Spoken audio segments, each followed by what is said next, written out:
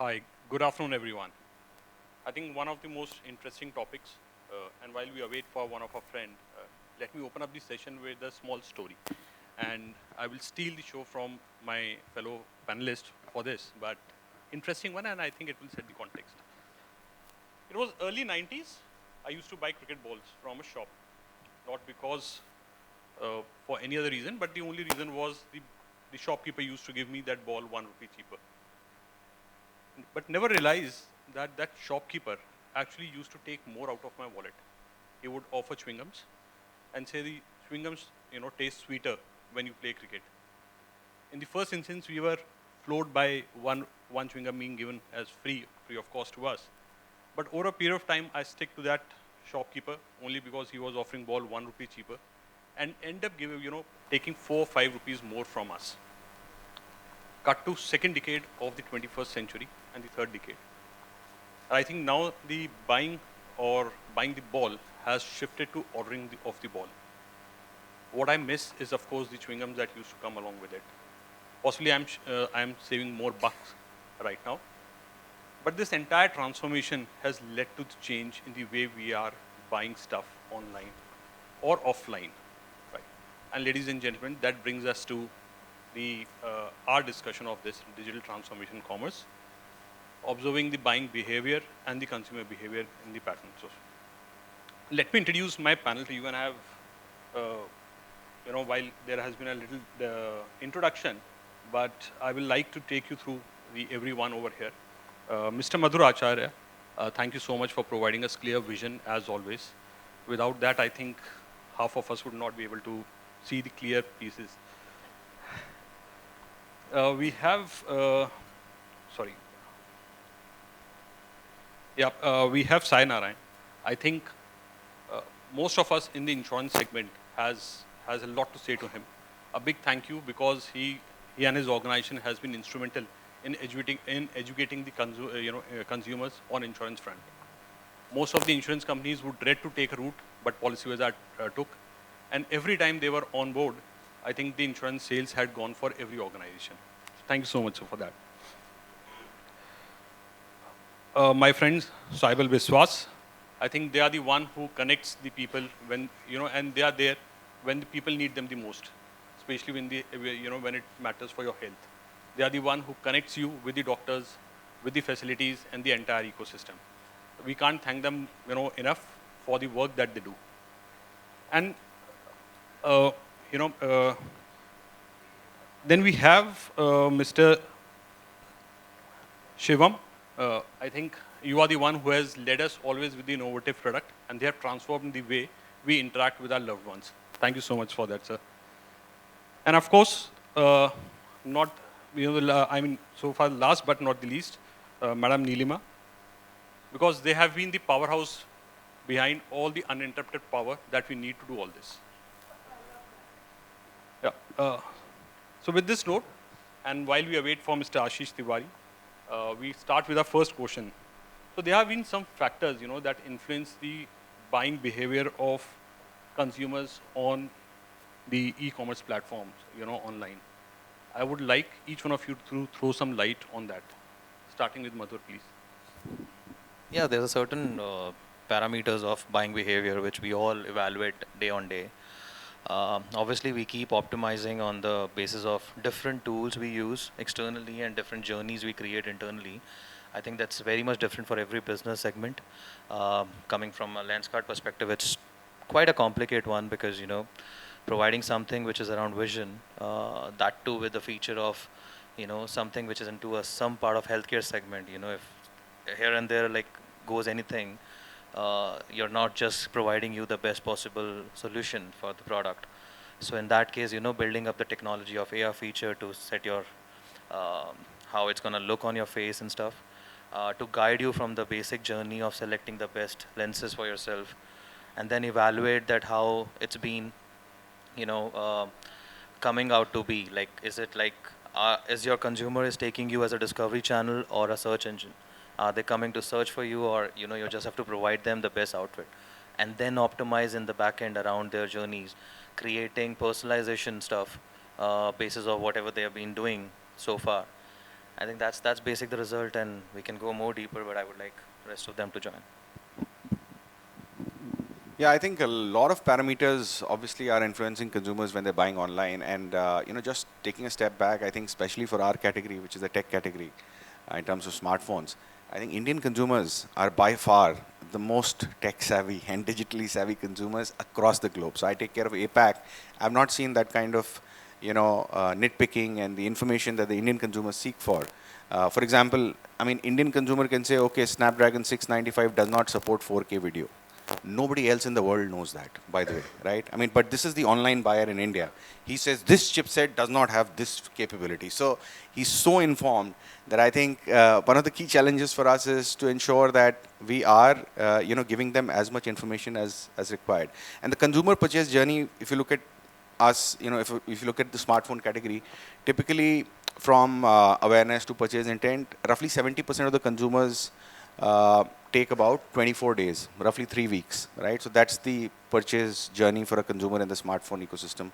And and what we've seen is typically the upper funnel, which is awareness or consideration, that is primarily being driven by external platforms, not directly the e-commerce platform. You will look at videos, influencers, comparisons, reviews, those kind of tools and brand videos which are driving that awareness, top funnel reach, awareness, and consideration till mid funnel. And then as the consumer starts moving towards the bottom funnel, which is the purchase intent, then the parameters on the platform start becoming very, very important, because they then start coming to the point of sale and start searching for things. So on the platform, I feel, of course, both have an important role to play, because the external platforms get the consumers on the platform. And then what are the key things on the platform? As far as I'm concerned, I think one of the biggest things is consumer reviews and ratings on the platform. That is a massive game changer, because there's a lot of transparency on these e-commerce platforms, especially most of the marketplaces that you have, right? Flipkart, Amazon, etc. Consumer takes a purchase decision basis what is the rating of the product. He compares the rating with other products. He sees verbiage, he sees videos that real consumers have posted. So word of mouth is so easily accessible, right? I mean, typically a lot of people face the problem of not having access to word of mouth enough. I mean, it's only limited to who you know, your relative, friend, etc., if they know it. But there, you're actually getting consumer word of mouth from people who've bought the product. So I think that is a very, very important parameter, and that has to be something very strongly linked to how we, that influences the purchase decision.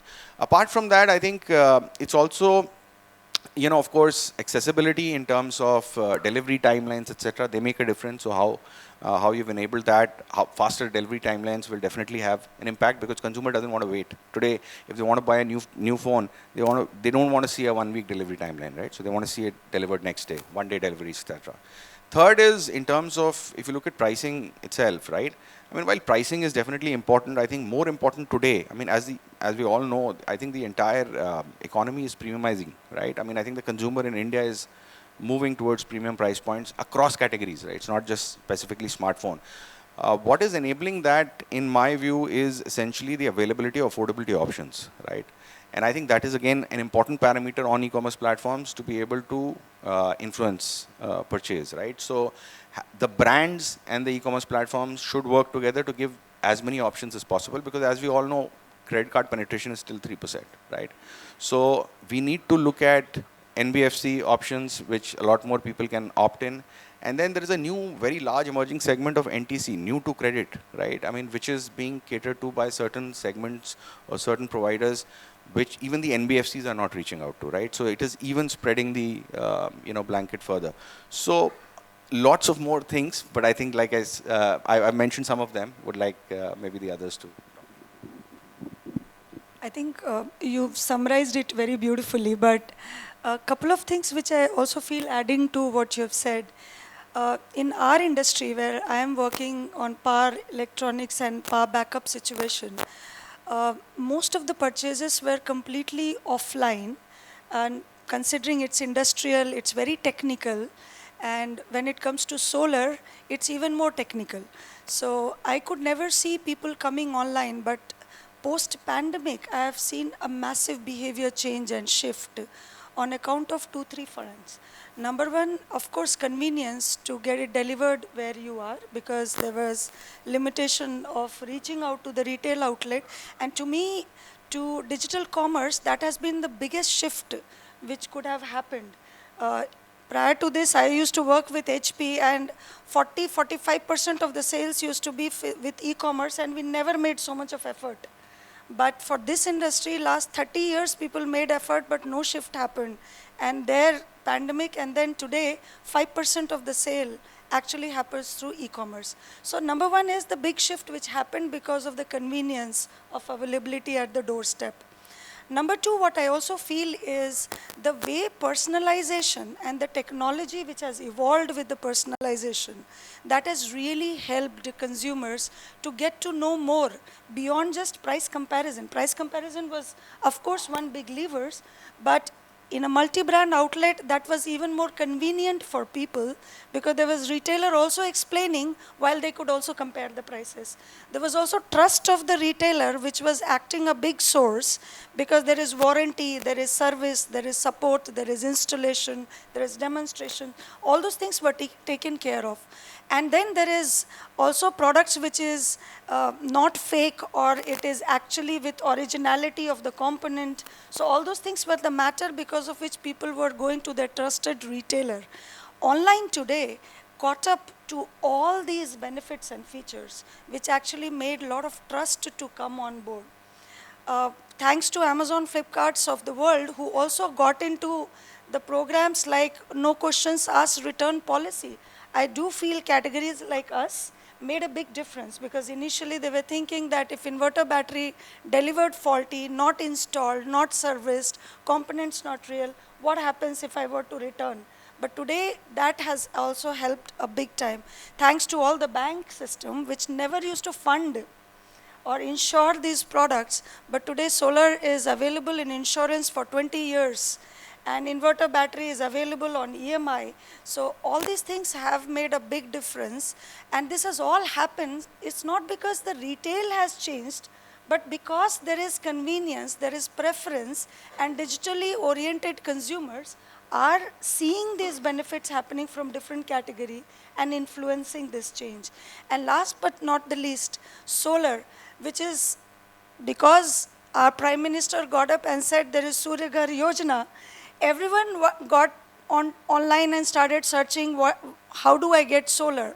How do I get my roof solar? So now when the journey is starting online, and if I can conclude online, nothing like it. So that actually helped boost the category to actually be searched online, find more details about it, and show the personalization and the content journey with it. Yeah, thank you so much. And I think I think already the fellow panelists have spoken about the digital commerce and the transformation of digital commerce. Just one thing from the story that Alok had shared, the entire consumer path to purchase used to be so simple at that point. I wish it was so simpler at the moment, because I want a ball, I want a cricket ball, I go to the shop, get a cricket ball, get a chewing gum, and come back. But today, if I want a cricket ball, I might go online and try buying a cricket ball, but I might end up watching a video on what happens inside a black hole. So that how complex the entire digital e-commerce ecosystem is. Now, on the top of this ever-changing short consumer mind space, and also the complexity of competition, and also the complexity of the competition coming from other type of video content and other type of content that is available, the attention span is is reducing day by day. Now, on the top of it,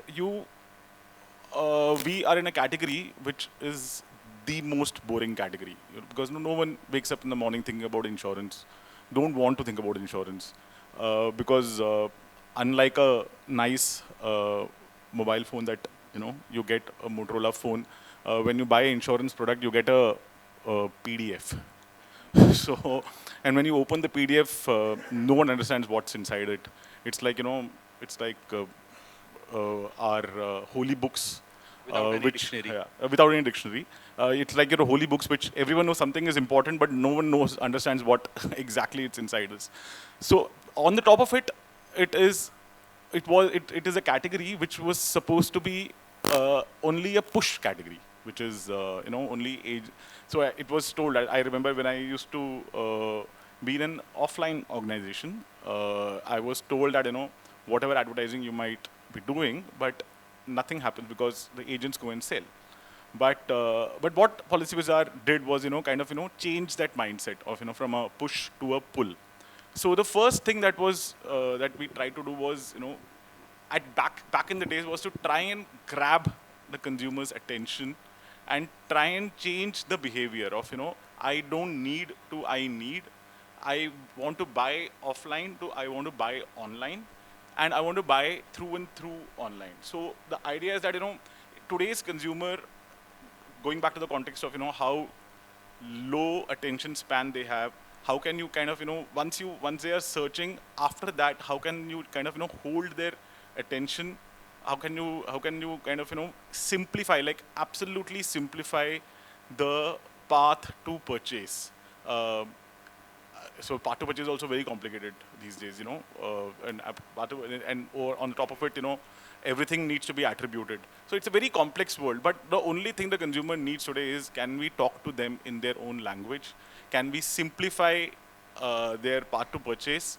And can we kind of deliver the cricket ball with a nice chewing gum to them online, end to end? If we are able to do that, and that's what we try to do with our category, where we try, the only endeavor is that can we try to simplify and educate why do you need to buy the category.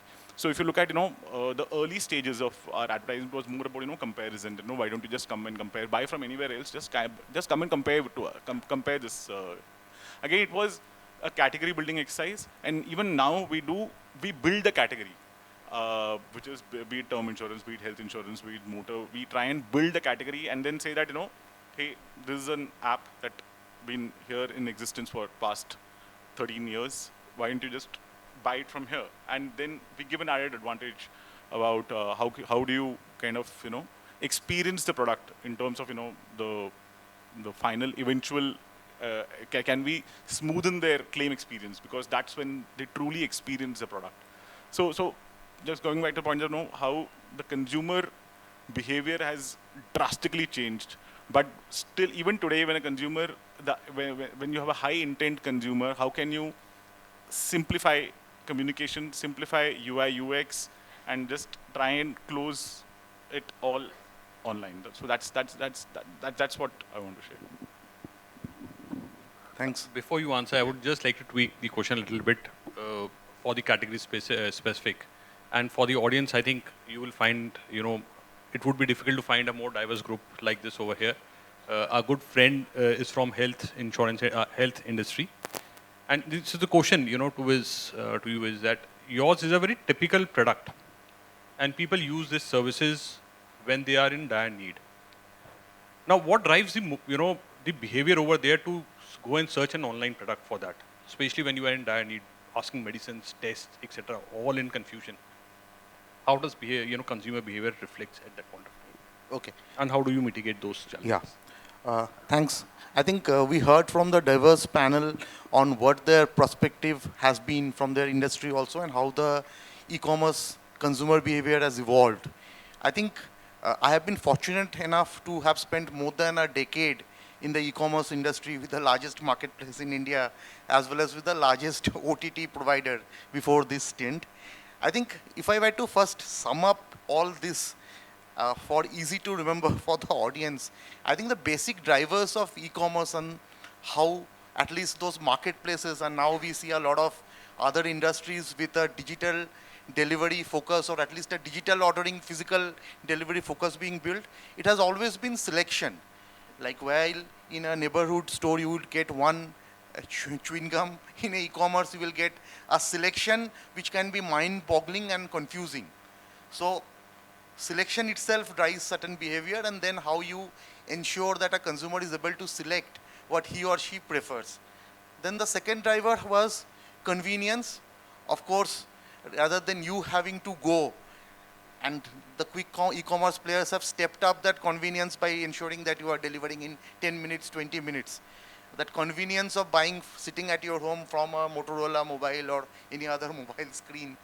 And then it was pricing. But across different categories, we have also seen nuances of pricing, and I will talk about it slightly later. But pricing, where do you get the cheapest price or the most value for what you want to seek? And then, of course, the detractors for the category were like, how do I ensure that I'm buying the right quality? I'm getting what I'm seeing. And a lot over the last 10 years, I think most of the marketplaces and other players have sort of addressed that. I think this is very important for us to remember as the audience. Now coming back to healthcare, which I have spent the last 2 years, it's a very interesting category where it's highly need-based usage. So like my friend here on insurance, no one wants to go to a doctor willingly, or no one wants to have a diagnostic done where someone will come, insert a syringe and draw a blood or take your urine, stool sample and all. No one wants to do that. And then of course, like, do you need to do a IPD or a surgical intervention? It is something we dread, and God forbid no one here has to go through a general anesthesia procedure. It's scary. So in a category where you have to ensure that consumers has to get a service, and we promise a doctor delivery in doctor online consultation, video consultation in 10 minutes, which means that when you need it, you will have to make that available. Which the first thing starts actually outside the journey. First is about building that top of the mind awareness in the funnel, that there is some kind of a service available. Or if you don't want to meet a doctor online, I can help you book an offline appointment with any doctor of your choice. But then that interaction which happens is not a particular product which is a model of a phone or a particular insurance. A service delivery is always very personalized because it's a human being in the end, either in an offline mode of delivery or an online mode of delivery, a qualified MBBS MD doctor who is sitting on the other end of a digital screen, who is listening to your symptoms and trying to diagnose and give you medicines. And then, so once that journey starts with a doctor consultation, so doctor will either diagnose your case correctly in an offline or online mode, and then give you either medicines or will prescribe a set of tests. Can you ensure that you can get those tests done right from the convenience of your home? For that, we had to build an entire infrastructure where we can send someone to your home within 2 hours in any of the major metros, collect your blood, urine, or whatever sample is required. Or if it is not possible, can you get a prioritized appointment on a slot of your choosing for a radiology related procedure? Then once that report comes, is this digitized report diagnosing your condition in the earliest possible way, so that if there is some medicine changes which needs to be done, or God forbid, if there is some surgical intervention, can you ensure that we can get it delivered? So the point I'm trying to make is, it's a very, very complex ecosystem which sort of borrows nuances from what has been done in a marketplace model, what has been done in a fast, quick e-commerce delivery model, which has all the complexities which one encounters as being sellers on a platform. And here you cannot get it wrong, because what is at stake is a human life. So marketplaces may still get away when instead of a cell phone, you get a brick delivered. And there have been a lot of instances. But if it is a human life where a wrong diagnostic has been done, like, the implications are much, much greater. I think that's why as we are building the pieces in this category, we are trying to take learnings of what has worked, how consumers has behaved, and we still need to be a lot cautious, because healthcare is also a regulated sector. A patient information cannot be divulged.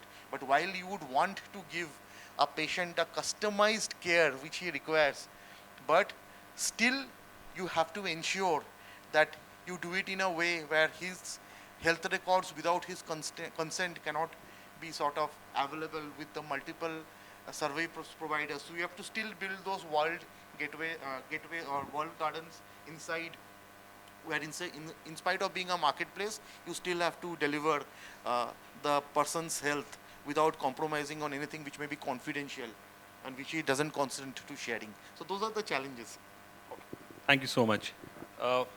Before jumping on to next question, let me introduce my good friend Ashish Tiwari. He and his company provide shelter to many people. He is CMO at Home Credit. Welcome, Ashish. Thanks, Alok. Ashish, we were discussing about the factors that typically influence the buying behavior of consumers on digital platforms. Your thoughts on it? Okay, I think first of all, I'm very, very apologetic. I miscalculated the traffic conditions coming from Gurgaon. I think it can take anything which used to take 45, took me 1 hour 45 minutes. So my bad of being late.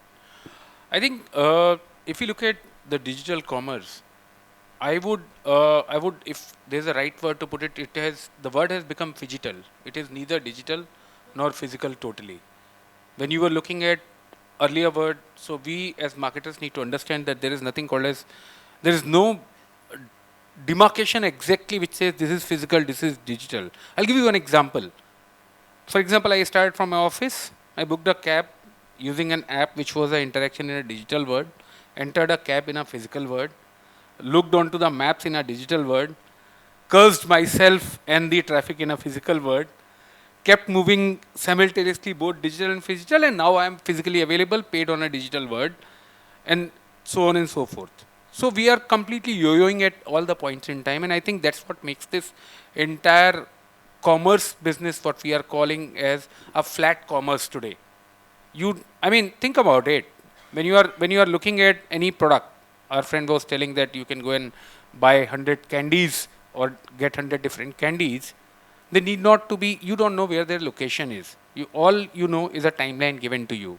And I think what has transpired over a period of time is that when you look at 2013-14, when there was a couple of e-commerce players, and when Jungly used to be there, the erstwhile versions of Amazon.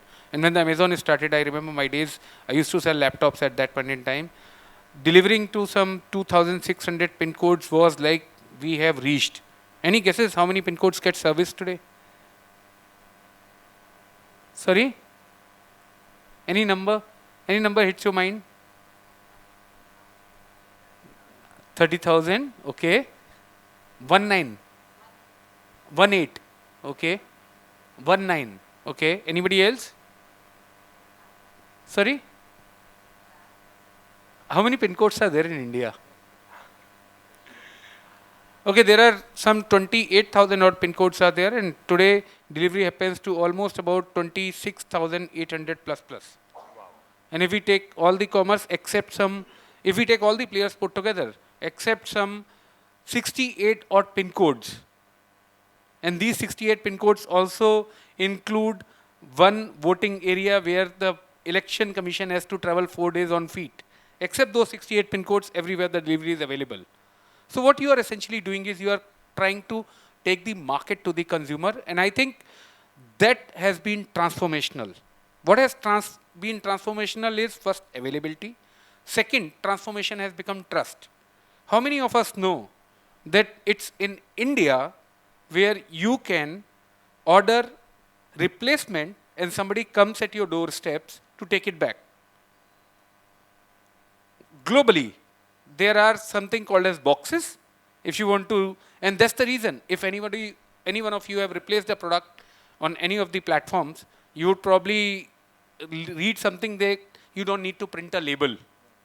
Because of globally, if I have ordered say, whatever product, I would have to pack it, print the label, then stick it around, go to the, wherever that location is, drop it out, and then only it goes.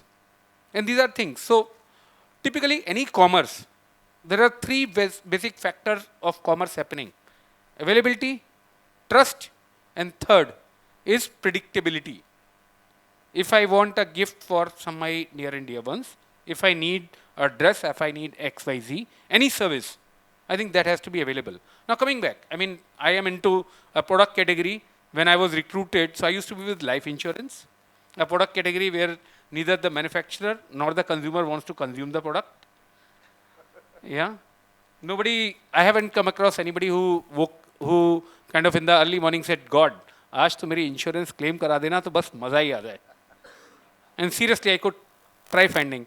And neither I have ever met a manufacturer who have said, as a CMO, I never said, आज तो 300 consumer की insurance claim हो जाए ना तो मजा ही आ जाए.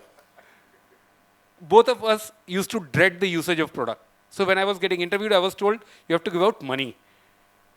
And in insurance, one thing which an insurer dreads, अगली बार ये pay करेगा नहीं करेगा. You don't sell a product once. You sell like some 240 times. Because of every month a consumer has a choice not to pay the premium. And every time he or she is not paying the premium, he ceases to exist being a consumer. So when somebody said, you have to give the money, I said, यार ये तो सबसे easiest business है life में. इसमें क्या करना है? पैसा, I mean, you give me $1 trillion, I can give out like this. Only thing was, I only saw this. They never said that you have to collect it back. So you only can give to people who can pay back. And that's what I do today. The way, I mean, think about it. I remember the very first loan, and any one of you who is into my age group, probably, okay, I don't see many. I don't see even a couple of them. So if any one of you are there, you would probably remember to get a loan. Stigma? Because of nobody. I mean, I'm in a product category whereas the badge value is absolute zero.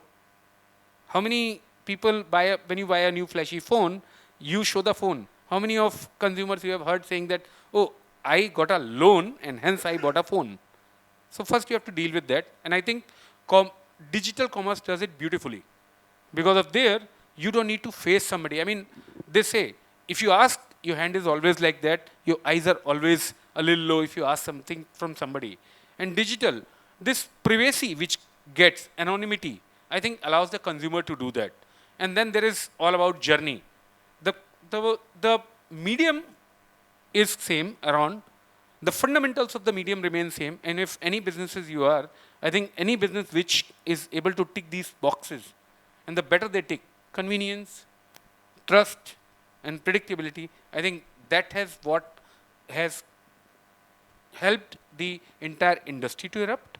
And that is what is driving the consumer decisioning all around. Lovely. I think we have a few takeaways from this, and our friend Ashish, kind of encapsulated that very well. But content, AI usage, ecosystem, the credibility, and I think, of course, the reach does matter in changing the buying behavior. But then again, it brings it back to me to the second question of the day for the topic. How do pricing and discounts, loyalty programs actually help in retaining the customers, or they actually do or do not? Especially when we speak about the e-commerce platforms. Madhur, we will start with you again.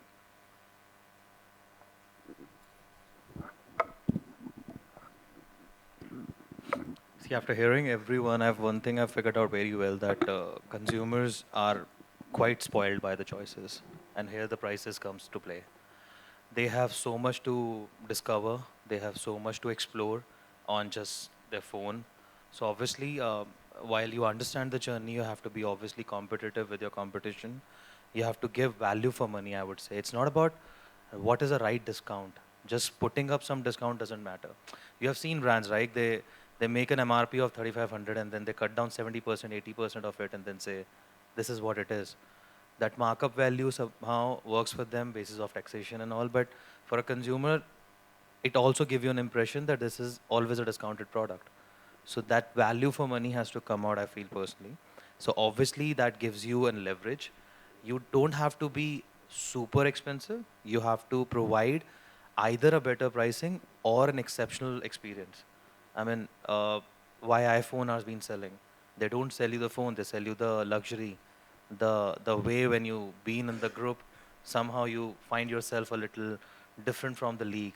Same like how Nike sells you not a shoe, but an emotion of you can do it. So we don't compare pricing when we go to these brands.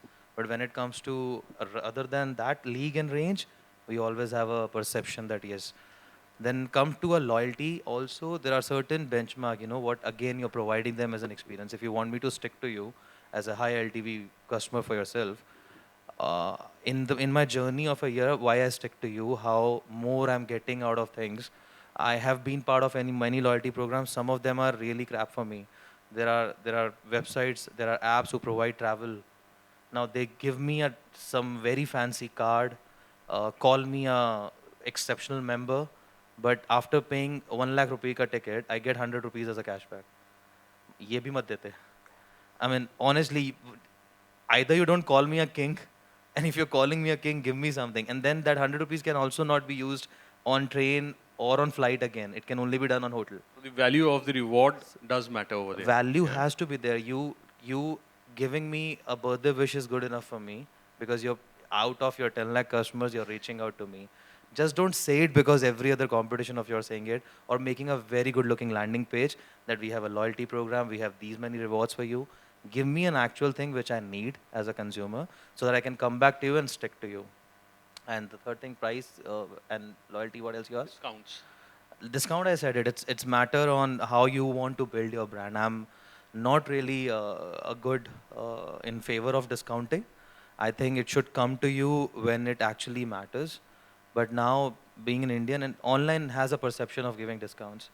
I go to a shop or stop and I pick something, and then I check on Myntra, it's heavily discounted on that. So that's something creating a perception. I think that killing the omnipresence. You have to be very, very secure about your brand. Don't do all this. If you are selling on multiple channels, please stick to it. Don't break customer trust. Once he's gone, he's never coming back to you, no matter how much dollars you're going to spend on that. So these are the couple of areas I would say quickly on that. Thank you. Yeah, no, completely agree. I think very valid points there. And specifically, if you talk about the Indian consumer, of course, they're very ROI centric, right? I mean, वो सबको पता है वो मारुति वाला ad ना कितना देती है. So that approach goes across categories. By the way, I think the Indian consumer is very, very clear on getting ROI, return on investment. Of course, there is a category of people, like you mentioned, who buy for the brand, who buy for the value, who buy for the status. But a majority of the consumers, if you see the mass market, they are very conscious of the return on investment, the value that they're getting actually out of the product. And it is a factor of the pricing, it is a factor of the discounting or the offers that you give them. But essentially, like you mentioned, the product has to be competitive. There has to be value. It's not necessary that you have to be the cheapest to be able to sell the product. But I think if you're able to justify the value by the kind of features that you're giving, software, hardware, or services, right? Additional benefits in terms of customer service, in terms of replacements, in terms of warranties, etc. All of that adds up. So if you're able to create enough value for the consumer, I think pricing will follow that and should follow that. And we don't see that that impact happening if you're able to, one, create value and communicate it well. So I think there are two aspects to it. One is, of course, you have to create enough value for the consumer to consider the product. Second is communicate it well enough, because today, at least in our industry, the common behavior is you just look at the hardware first. How many megapixels of camera, how many mAh of battery, how much this, how much that. But at the end of the day, that does not matter. What matters is what is the output, how is the camera performing, how is the battery performing, what are the software experiences that you're getting, what is the user experience, how long will it last, etc. So I think it's all about, one, creating value with the right product, and then giving that communication to create that perceived value also. And if you're able to do that, I think pricing should be fairly easy, but of course it has to be competitive. The second thing with respect to discounts, I feel it's very right, and especially in the marketplace segment that we are in, right? It is not just about brands deciding to discount the products, but it is the peer pressure of certain events. We all know about Big Billion Days. We all know about Great Indian Shopping Festival, right? So these are marketplace events which have become so massive. They're bigger than some of the festive events that we have in the country. These are events which consumers wait for. By the way, when Big Billion Day and Great Indian Shopping Festival happens in October, the sales go down in September because everybody is waiting. Oh, I'll buy the product in October, right? That gets offsetted by the low sale in September and then low sale in November. Absolutely. Low sale in September, low in November. So it is. So these discounts sometimes are the requirement, and I think how we as brands have worked towards it is that it is part of our life cycle planning. So you have to plan for it right at the time when you launch a product in the industry. You have to think, okay, this will be my launch price, but I will have to go down to the certain price point in this discount period, and hence plan your pricing, plan your margins, plan for it. If you plan for it, I think that's the right approach, and you'll have to ensure that the consumers see that as not being something which is taking off or cheating them, etc. So that has to be carefully planned and executed. So that's. Add up one thing to when we have these big billion sale, if the mindset is to acquire new consumer during these sale events, then you're good to go. build up your inventory in that segment, make your business plan in that logic. But what brand does, and what these channels actually force you to do, is that BAU mein to discount chalega hi. You have to give it, or your sales are dropping. Yeah. And when you're into big billion, then you compared by Amazon, that okay, unko to itna diya tha event mein. They map it that too, which called crawling. So we are not just reporting to our management, we are reporting to all these people because to justify them to compete within their business, then our competition. So be smart enough in that. Net, is it a gain for consumers? It has to be, because again I'm saying, as a company you have to be smart enough that this is what my stand is. So for me, let's say I have 3 pricing sheet. One is BAU, one is small event, one is big event. I'm not changing it for the entire year. You decide, Amazon or Flipkart, which 3 of this you want right now, which is your small event, which is a big event. Okay. You know, But from yours is a very as different category. No, it's not about category. As a consumer, I would like to say, देखो, all of you as a marketeer, as a business, yes, there is logic. But I don't know whether it is women thing or it is as a consumer. I love discounts. Right? Everyone loves discounts. For that only we have 500 rupees on the minimum purchase of 5,000. So yeah, so I love discounts. I love to be made feel special by those loyalty programs. I want to accumulate those reward points, provided it's genuine. It's not ki ek rupee extra mil gaya. But yes, if I see value, I love to take that. And if that helps me retain a consumer, why not? And to me, according to me, pricing and discount is a big decision maker. Whether you plan it before, whether I prepone a purchase, or I give it in some other form, it's my choice, right? And I'll give you an example. In hotel industry, when I was working, people never said that give me 2,000 rupees off. They said, can you upgrade my room? Now this is also discounting, but it was worth it when they upgraded it. When I said that, no, I don't need park facing, I need pool facing, and they said, this is 1,000 rupees more, and I said, can you upgrade me? It was worth for me. They gave me club access, I was very happy, right? But these are all assets which I am only sweating, and it's not a cost, but it gave me a loyalty of the customer. So to me, pricing, discounting, if it works to get more value from the consumers, and if it's getting you more loyalty by the same base of the customers to either buy more or upgrade to better, why not? I mean, that is, which is the part of strategy and growth which you need to inbuilt into it. Saibal, So, one interesting way in which I think while we are talking about the early stages in which people were giving discounts, whether it's through a Big Billion Day or a Great India Shopping Festival, I think what we have seen, and most of you would be using some of these e-commerce platforms, I think now what you see is they are focusing on a always on shop builder kind of a cart builder kind of a discount, or they are probably customizing the discount through deal coupons, etc., which is based on your behavior. Like, example, you are shopping a particular category but not shopping another category. So your purchase on a particular category triggers a scratch card, which is also something which you scratch because there is an element of uncertainty attached to it, which is very human psychology. Like if the variable reward is there, then you are more enticed. And there has been a lot of studies which prove that if the reward is fixed or defined, 10% discount, you know it's 10%, it's not exciting. But if you scratch and it's a particular deal which you get for a category which maybe you are not shopping frequently. So just observe in a lot of these e-commerce as well as evolved platforms. I think this is the second stage of evolution of discounts, where a lot of this cross-sell is happening, where they're trying to upsell by increasing your value card. And that is all based on customized n equal to 1 data. Just one interesting thing in my category, in the primary category which we start the healthcare journey, there a consumer doesn't want price, because sometimes price discount is a signaling of bad quality. I want the best doctor. I don't want the cheapest doctor. So there are a lot of nuances. very interesting. Also. Yeah. Okay, I have a very contrary point. I don't know, as a marketer, I always have this thing. I just don't understand, in a world of swipes where the life is getting decided on swipes, I don't know what loyalty are we talking about. This is all a marketer's fancy word about loyalty and brand love and things like that. What I believe is that a consumer, however we want to define, humans are irrational. We always, 99% of our decisions are irrational. And we will figure out reasons later to make them rational for ourselves so that it becomes more palatable for ourselves. As a marketer, how do you do that? More often than not, whenever you have a discount-led strategy, you are talking about only 1P out of 4Ps. The fundamentals, irrespective of which medium you are operating, the fundamentals of marketing remain same. If that not be the case, trust you me, there could have been only one loan company. Because of, at the end of the day, my product differentiation is absolute zero. The money which you get from my company versus to any other company, the color of 500 bucks is exactly same. I don't print them, trust you me. I did tried sheepishly, but wasn't very successful. And that's the reason I had to still work.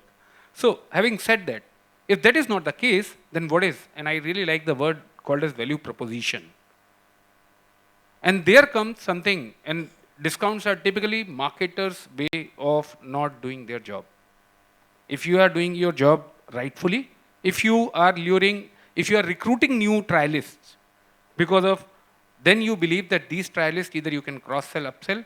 I understand you would give them, whenever a guest comes, you will clean up your house. So that's something like putting a doormat, a nice doormat, a nice house, and keeping them in the drawing room. But finally, if you want them to be renters for a long term, you'd want to take them somewhere in your, whichever room you want to keep them. So I think that's where you need to focus on all 4Ps. You need to focus on delivering the experience and triggering the irrationality in a way that can be defined rational for consumer. And very simple thing, in a loan category, how do you do that? At the end of the day, you are going to give money and you are not cheapest. Otherwise, I mean, it's a bloodbath.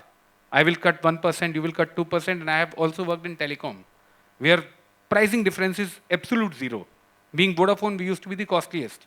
And still people used to take a pride. Very few people understand that it's a bloody network which is coming from the same tower through which any other competition is coming. In an IT industry, for example, hardware, laptops, you take pride in operating X brand, somebody takes in Y brand. Do we understand that the brand creates nothing but the logo? The processor is not made by them, neither the operating system, nor the motherboard, not even battery, not even keyboard. Everything is same, ODMs, 3-4 people making. How do you define that? And there, a marketer has to work on creating connect, giving out a brand story which can connect to consumer. And if you are able to do that well, then you will be able to, and that's what I think somebody gave an example of Apple, and that's why Apple is Apple, because of they have been able to consistently create a narrative, communicate it well to the consumers, that why owning them is better. Whereas a lot of us, if we get onto technical specs, I'm sure a friend can tell you that they are not the best devices from a configuration perspective, and you are paying for the device. They are not the best operating system, and I can tell you as an engineer on that. But you are paying for that experience. So if you are able to create that narrative, I think then the discounts become very different. Otherwise, and it's not that brands have not done this successfully. I mean, if you all remember 10 years back, which was the sale leader in all offline world, there is a brand to which outlet you will go at any point in time. 365 days there used to be a sale. Anybody remembers that brand? Anybody remembers the Cantabile, and there is one Bata. आप कभी भी जाइए, you would always find a banner saying sale or discount up to 30. Do you trust that? Discounting always is the easiest way to erode your brand trust. So please, it's a double-edged sword. Use it to recruit, and then use your marketing funnel to upsell, cross-sell, connect, create narratives, so that you are able to create at least a compelling story for a consumer to interact with you. And just please don't get into loyalty program work, because they are nothing but a way of soft discounting or whatever you are wanting to do. You want, and I'm not saying loyalty program does not work. They work because of you kind of create funnel and create an operating environment for a consumer in which he has, it's a basic game theory. He has some incentives or some losses, and humans move more by the losses than by gains. So if your loyalty program has losses dipped into it, which is a game theory, it'll work. So I think I will take storytelling sells more than the discounting. However, so I will take a 30-second quote from you because our time is we are running out of time. But PolicyBazaar has been a disruptive when it comes to pricing, and also making sure that people are loyal to it. Right. So I would like to take a 30-second quote on that from you. To be honest, I have nothing new to add. Everyone has covered everything, so I think we can just wrap up the panel. Yeah. Someone has a question, sorry. Yes, sir. You have a question? Yeah. Can we pass?